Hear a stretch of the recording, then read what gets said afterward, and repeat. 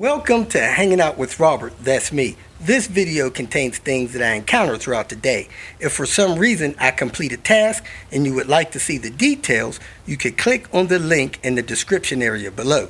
This video also contains tips and tricks that I learned throughout the years. I plan on leaving this video accessible for about 30 days.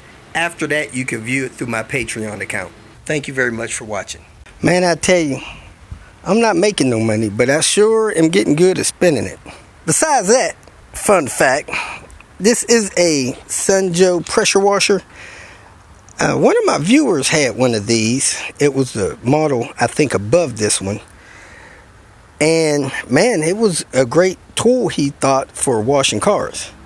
Seeing how I got a bunch of cars, this will probably save me some time and possibly, after a few months, some money and coin car wash fees. This thing has what they call a foam cannon, foam the car up. It's got 3 different nozzles, 0, 15, and 45. Quick disconnects. I've actually had my eyes on one of these for probably 2-3 years, but never a spot to use it at. But now that I live here at Cincinnati and have access to a water hose and an extension cord right there at the vehicles, I'm able to use one. So I picked this up the other day at Walmart. It was 45% off. Now the one my viewer had was like $230 and it was on sale for $199. I seen this at Walmart when I walked in there yesterday for $89. Man, I overreacted. I threw 2 of them in the cart just in case somebody else wanted one that I knew. I checked with a couple people and one guy did pick one up. But anyway, I'm gonna use this. Now that I have a pressure washer readily available, I can do things like backwash my radiator, backwash my intercooler, backwash my AC condenser. Right now I'm replacing the radiator in Queen Bee, so I get to backwash that stuff before I put it back together like I did for Panther. And man, that really helped Panther run a lot cooler. So I'm gonna go ahead and in this video I'm going to unbox and use this Sunjoe pressure washer that I received from Walmart on a doorbuster special. I'm going to go ahead, open the box, unpack everything. I know there's a couple things from a couple videos I've seen to put together on it. Put it together and then fire this up. Probably backwash this radiator, and it's warm enough, actually it's mid-50s. I'm going to either wash Panther today or tomorrow. I messaged one of my buddies, Maddie. He has a pressure washing business. I don't know if that's his main gig or a side gig. Now he uses gas powered pressure washers. They probably have up to 3,000 psi. This one is rated at 2050. That's initial burst. While it's flowing, I believe it flows at about 1,600 psi. Let's see if I can find that spec there. Yeah, initial burst is 2050 psi. It's rated at 1,600 psi while it's running. Gallons per minute is 1.8. I seen somebody's test. They said the gallons per minute of most of the ones they tested, not this one in particular, but we can check it out. Gallons per minute is about 1.2 gallons per minute. Now my buddy that has the pressure washing business, he does all kind of stuff. Clean driveways, clean houses, cars, all kind of stuff. He said you really want about 5 gallons per minute if you're running a business. We're not running a business. We're rinsing cars off, doing a little detailing, maybe clean the driveway off, spot clean the driveway, backwash some of these radiators, stuff like that. Maybe power wash the porch off or power wash something before we clean it. I may rinse down a few cylinder heads with it. I'm not running a business. It's just home use. I think this is going to be fine for most of the home use. So let me go ahead and unpack it, show you what comes in the package. Out of the box, you got your hose hanger. You got your hose nozzle storage bracket. You got your cord hanger. You got a hose adapter. You got the power washing unit. You got your wand, it should lock on. You got your wand extension. You got your 20-foot hose. You got your handle, and you got your 3 different quick connect spray nozzles. Again, one is just a squirt nozzle for probably blasting stuff off the side of the house up high. 40 degrees is just probably great for washing cars and stuff, and 15 degrees for washing stuff down. Most of the reviews say that it's really easy to assemble. Most of the videos I've seen, one of the reviews, or a couple of them, they really complain about this 20-foot hose. They are accustomed to using them gas units with long hose. They recommend getting a 50-foot hose. I don't know if I need a 50-foot hose to wash a couple cars. The other common complaint from the professionals is that this unit can tip over. It's not as sturdy as they're used to having a tripod gas-powered pressure washer. Again, this is, I think, great for light home use, so that's where we're going to go on. Let me go ahead and get this thing rested away, unpacked, and put together. Before we get started, I want to encourage you guys, read the warnings, safety precautions, stuff like that. These electric high pressure equipment, man, you can put somebody's eye out, cut somebody's skin open, damage equipment. Read the safety precautions and stuff like that before you get started, so you don't destroy any equipment or hurt yourself. Inside the instruction package are these 7 screws to show you how to assemble the unit. First thing I'm going to do is put the front of the unit together. It has a couple of slots. Those slots stick in there. It's got screw holes. So go ahead, place this up like this and press it back into the body of the unit. This thing slides on here super easy. Let me see if you can see that. Goes on like that, slides back. Now you'll put a screw there, a screw there, and a screw in the middle on the front with a Phillips screwdriver. Don't over tighten this stuff. You'll tear the plastic and then the screw won't hold it secure. Just snug it down, turn it till it stops. That's it. Best to use a hand operated screwdriver. Next, I'm gonna slide this little cup in place. One of the guys that did a review on it said that he doesn't like that this thing falls off occasionally. So that snaps down in there like that. And if you want, you might be able to glue it, put some double-sided molding tape on there, or put a small screw in there to hold that down. This here holds this top one. Then you take this and you slide it down over this part here.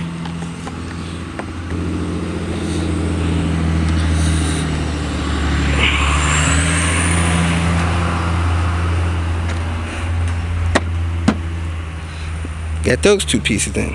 The cord holder slides in over top of here. And then this piece here that holds the hose in,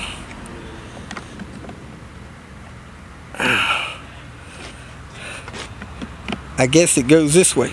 Yep, goes like this. And you put 4 screws on the back of it, and then your hose hangs on that when you're not using it. And the whole thing is assembled, other than screwing this piece on the front where your hose connects. Next thing you got to do, remove these dust caps. This screws on here. You can see the gasket in there. It's just hand tight. It don't have to be put on with a tool. That gasket will seal it so that it doesn't leak. There it is. Now the hose screws into there. Then your water hose from the house screws into here. Then your power hose screws into this. And it has a seal in there so that it doesn't leak. Go ahead and screw that in there. You got to push it in and then screw it in. I'm going to take 2 hands to do that. Be a little careful with this, that you do not cross thread this plastic sleeve. It should screw in very easy, and you push this in the middle a little bit before you start screwing it in. You can also put a little petroleum jelly on that inner seal, and this thing should not leak. Now this cord has a GFCI on it, so you don't have to worry about plugging it into one. You can plug it into any extension cord. And then this here looks like it's already got some petroleum jelly on that seal. Next, you take your wand and you screw that in on your trigger wand. Let me go ahead and do that. you push the tip of it up into that brown piece, then you pull this up and screw this on by hand. You can snug it down with a tool if you want, but probably not really necessary. Then this piece here pushes in and does a quarter of a turn. You see, it is what you call keyed, and this is also keyed, so that is already lubricated. You push this down in there, push it in, and then turn it, and it locks in. So I didn't get it in far enough. Let me get this in with oh, I had it turned the wrong way. It wasn't keyed right. Push it in and turn it, and it locks in. Got it in there, had to use 2 hands, and it turns and it locks. Now the end of the wand has quick disconnects for those adapters. I'm going to go ahead and put a 15 on there because I'm going to start out by backwashing the radiator, intercooler, and condenser. I have the hose hooked up. I got the power cord plugged in, and there's 3 things that I want you to always remember and try to practice when you do this. Number 1, never point this thing at anybody and pull the trigger. Just not worth taking the risk of giving somebody some harm, losing an eye, anything like that. Number 2, make sure your water hose is connected and on before you turn this on and pull that trigger. And then last but not least, when you're using this thing, don't leave it outside where it can possibly freeze later. You can try to pump alcohol through it or something like that. Just put it inside where it won't be subject to freezing. And that's it. Now, a couple of neat things about the unit. I'm going to turn it on, and it may cycle something on for a second, but the water hose is connected, and it already has pressure on it. And I'm going to turn the unit on. Now, the unit just pressurized the hose. The hose, take it out of its holster here, it has a trigger lock. The trigger lock is on, and that's a safety thing. So if you have children or something, they can't come up here and pull this trigger unless they unlock it. So the trigger lock is for unlocking, not for leaving it locked. You always got to hold the trigger to have it work. One guy thought that lock was supposed to lock it on so he wouldn't have to hold the trigger. The lock is actually to stop you from pulling the trigger by accident. I'm going to go ahead and unlock the handle, and when I pull the trigger, it'll power the pump on and pressure wash, and when I let go the trigger, it actually cuts off. Now, I've realized that my intercooler is not as gummed up as I thought it was, so I really don't have to backwash this thing because I must have did it when I installed it a couple of years ago. But I'm gonna go ahead and pull the trigger so you can see it work.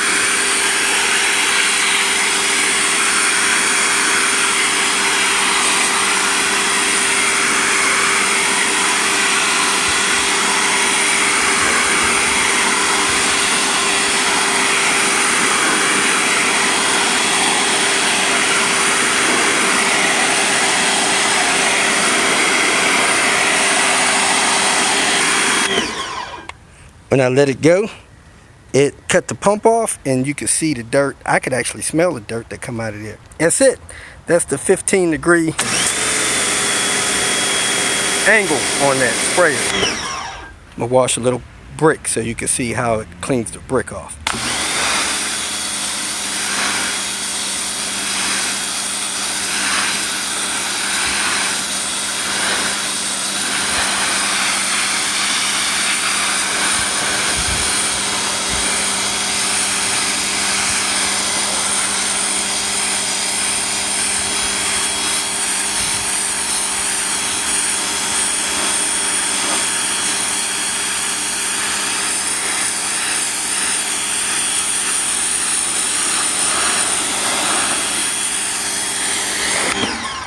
So when you're power washing stuff like concrete and that, you don't need no detergent. You could use detergent when washing a car or siding or something like that, but you don't need none when just power washing mold and dirt off of your brickwork.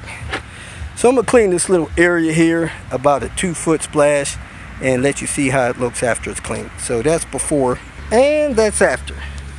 So I've cleaned right down that area there and up over here.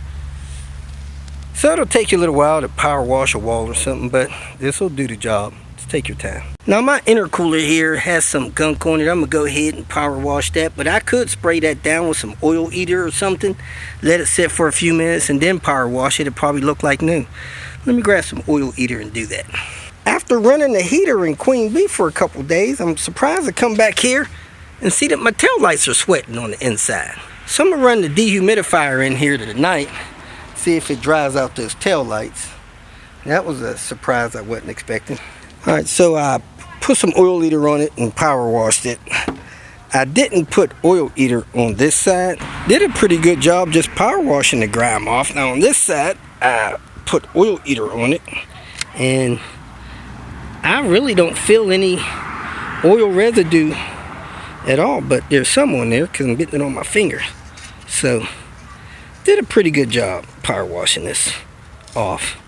It's not near as bad as it was. This was full of grime. So let me wash this side off again and this side off again, rinse that out, and then I get this thing installed back on the car. When you're not using these nozzles, they just snap on the back of your unit here. For storage. Now tomorrow I'll show you how to use this foam cannon.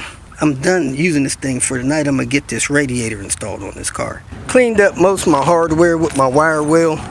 Now I'm gonna take some of this hardware and some that I got from that hardware store, and I'm gonna put a screw there, a screw and nut there to hold this in position, and then the cast nuts or whatever those nuts are, I'm gonna put those there on the ends, and then I'm gonna set it in place and bolt the AC condenser, because it'll screw in those 4 bolts. So most of these are missing those 2 bolts there.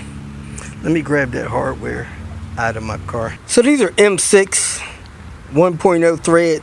12 millimeter goes here because it's not going to be holding the condenser, and then 16 millimeter goes where to hold the condenser, and they got to be short enough so they won't go through and screw in the back of your radiator casing. Got these slip nuts, whatever they call them, and I got the M16, and they are metric.